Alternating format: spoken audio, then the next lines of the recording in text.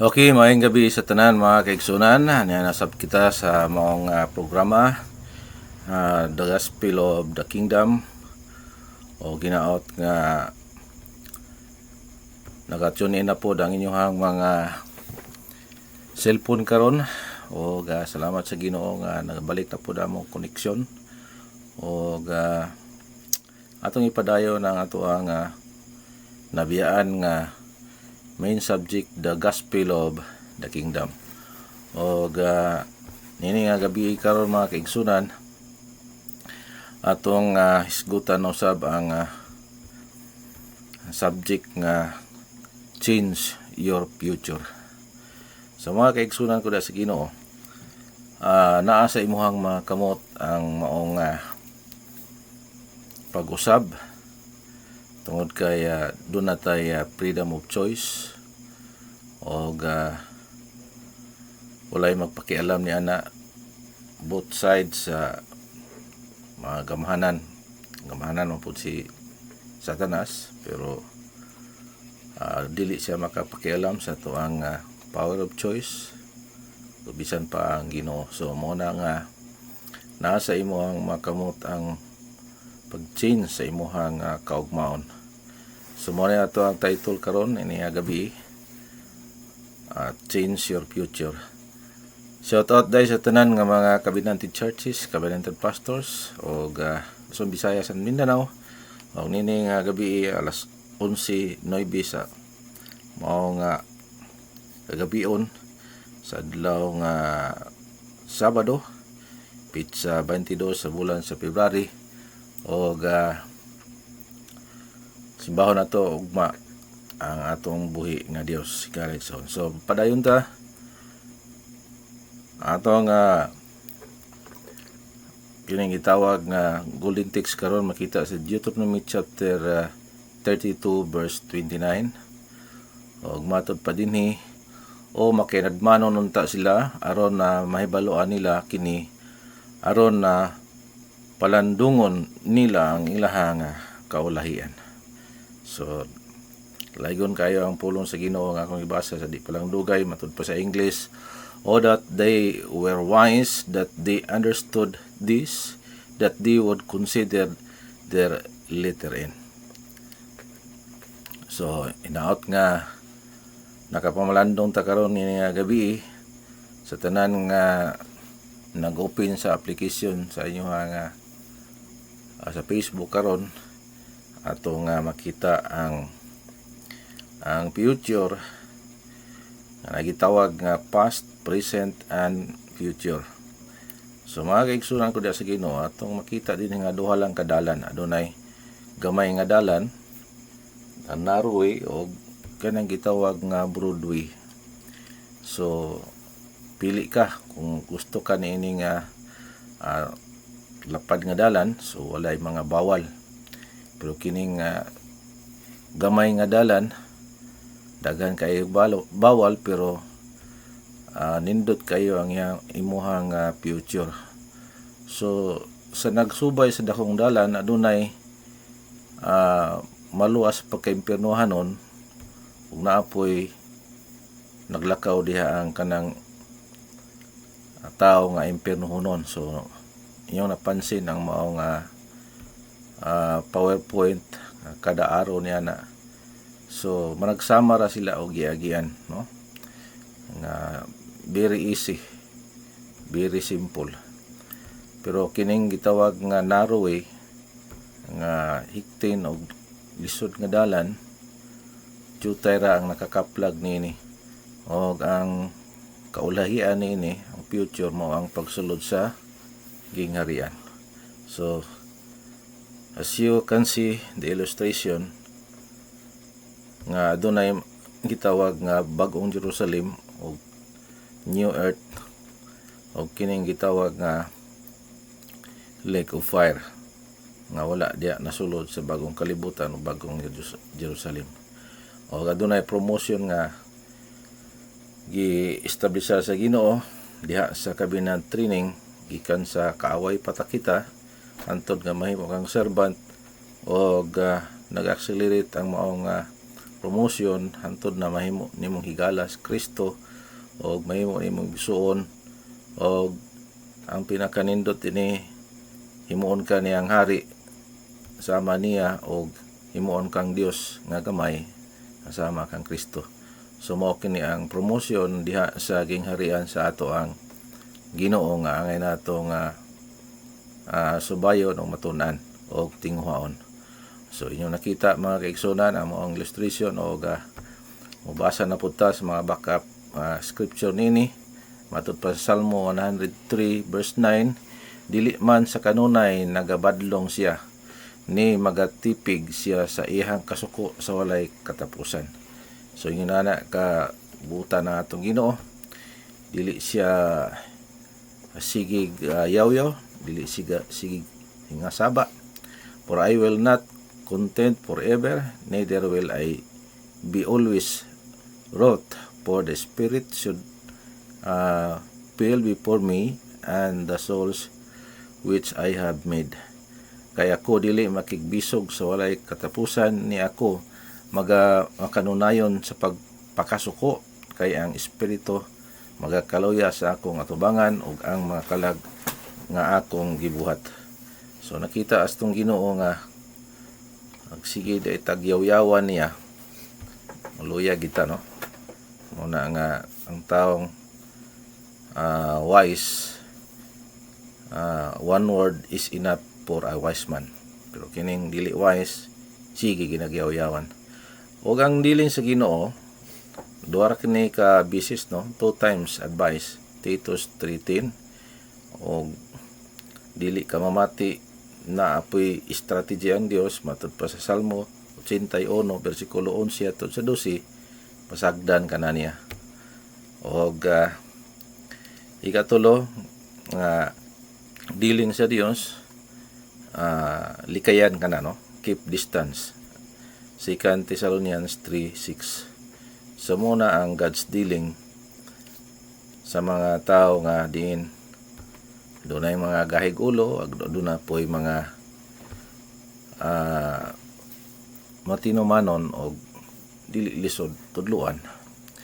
So kaganiha adunay illustration nga narrow diri sa Matthew City 3:14, enter in at the straight gate, for wide is the gate and broad is the way that leadeth to destruction, and many there be would go in therein, no? Because straight is the gate and narrow is the way which leadeth unto life, and few there be that find it. So atong makita mga kaigsunan nga daghan yung subay sa dakong dalan, no?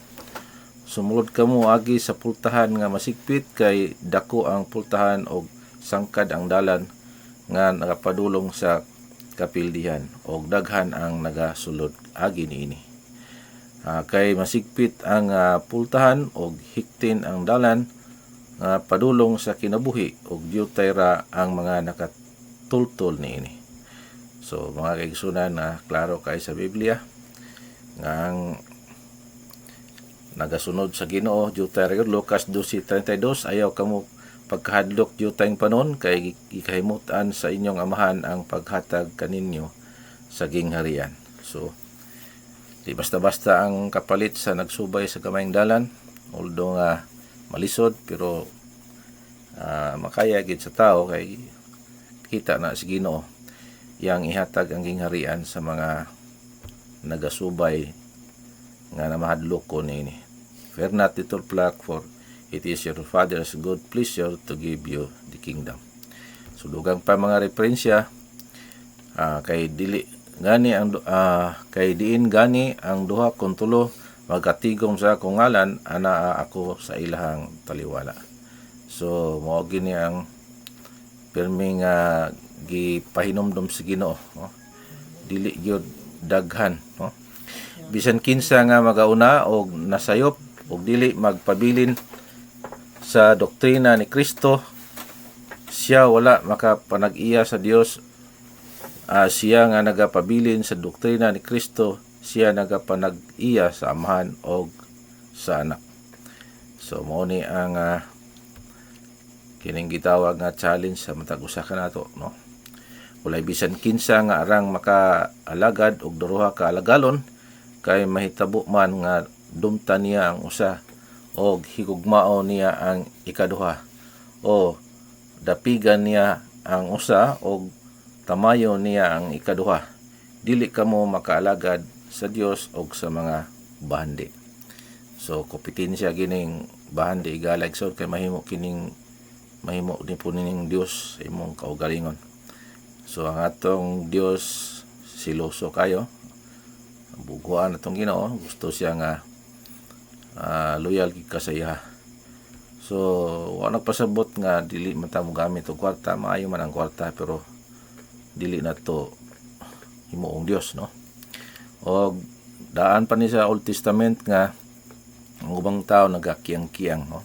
Pare ni Elijah og si Elijah mipaduol ngadto sa tibuok katawhan og miingon, hangtod kano sa ba ang magakiyang-kiyang kamo sa taliwala sa duha ka daplin kung ang Ginoong Dios man sumunod kamo kaniya apan kung si Baal man sumunod kamo kaniya ug ang katawhan wala mutubag kaniya bisan usa ka pulong. So muna mga kaigsunan na daghang mga tao nga gakaang-kaang, no? Dili sila makahimo sa pag-decide kung asa sila mosunod nga dalan o ato na nakita ganiha nga ang future sa dakong dalan mao gyud ang kalaglagan. I have seen the wicked in great power and spreading himself like a green bay tree. Matud pa sa Cebuano, nakita ko ang dautan nga anaa sa dakong gahom og nagalambo siya sa ihang kaugalingon sama sa usa ka kahoy nga lumhaw diha sa ihang natugkan nga yuta. So dili na to ibasi ang kamatuoran sa majority, no? Ang truth it will not base of majority. Sama sa uban nga musabay sila sa daghan daw, no? Mao daw na ang tinuod kay daghan kayo. So ang pag-ila sa tinuod nga grupo sa itong Ginoo, jutay ra gyud. Jutay subay sa gamayng dalan. Ayaw kadlok jutayng panon, duha kung tulo makisgot siya ngalan. So mao na ang iyahang nga grupo sa itong Ginoo. So mao na itong makita diri sa balaang kasulatan. Ang kinidieng daghan ang grupo nilambo, no? Gani diri sa Revelation gisulti na daan matud pare ini katapos na sa usa ka libo ka tuig si Satanas pagabuhian gikan sa iyahang bilangguan og mugula siya aron sa pagpasalaag sa mga nasod nga anaa sa upat ka tumoy sa yuta sagog sa magog aron sa pagtigom kanila alang sa pagpakigubat ang ilahang gidaghanon ingon sa balas sa dagat. So you see, so dili basihan ang daghan mo na tinuod, no? Og mitunga sila ngadto sa halapad sa yuta og ilahang gilibutan ang kampo sa mga balaan og ang syudad nga hinigugma aron dihay kalayo, no? Apan dihay kalayo nga mikunsad gikan sa Dios gikan sa langit og milamoy kanila. So murag sa Los Angeles. So kaisa ra gilamon sa kalayo sa gahom sa Dios. Perti ni sila naghana sama sa bala sa dagat. So kaisa ra kapamilok basta Ginoo namo oy motigok, no? Verse 10, og ang yawa nga nagapasalaag kanila gitambog ngadto sa linaw nga kalayo ga sopre diin atoa na ang mapintas nga mananap og ang mini nga propita o pagasakiton sila sa adlaw sa gabi sa walay katapusan. Mga kaigsunan, di tangay mabalakag maguol nga jutay ra, no? Kasagaran nga simba daghang kayong bakante ang lingkuranan pero ang uban dito pasilong sa kadaghana sikat nga simbahan og daghan kayo nga mga miyembro pero wala day gibasi diha mga kaigsunan kundi diha sa doktrina, no? Kung sa ang gihuptan nga doktrina. Kay gisulti na daan sa Proverbs 14:12, adunay usa ka dalan nga daw matarong alang sa usa ka tawo, apan ang katapusan niya na mao ang mga dalan sa kamatayon. So tinuod gini mga kaigsunan, mga uban dili na sila mamati tungod kay ilang pagdahom, tama na ang grupo nga ilang pasakupan, satisfied na sila sa ilang una-huna, pero ang pulong daw wag na siguro, no, daw matarong pero dili day. So muna mga kaigsunan, sa naginapos ang atong mensahe karon, the choice is in your hand. Naara sa imong makamot ang pagpili, og ang Dios magpili pod atong pas Proverbs 1:28-29. Unya sila nagasangpit kanako apan ako dili mutubag, sila nagapangita nga masingkamuton kanako apan sila dili makakaplag kanako, tungod kay ilahang gidumtan ng kinaadman og wala magpili sa pagkahadlok sa Ginoo. So kinahanglan mupili kita higalagson. Natay kanang itawag nga choices o election.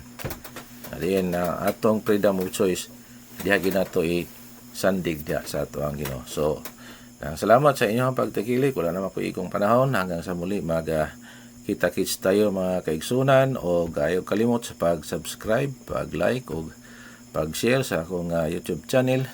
O kini yung ubos ng lagad nga manamilit kaniyo, o mayang gabi sa tanan, o God bless you. Bye-bye.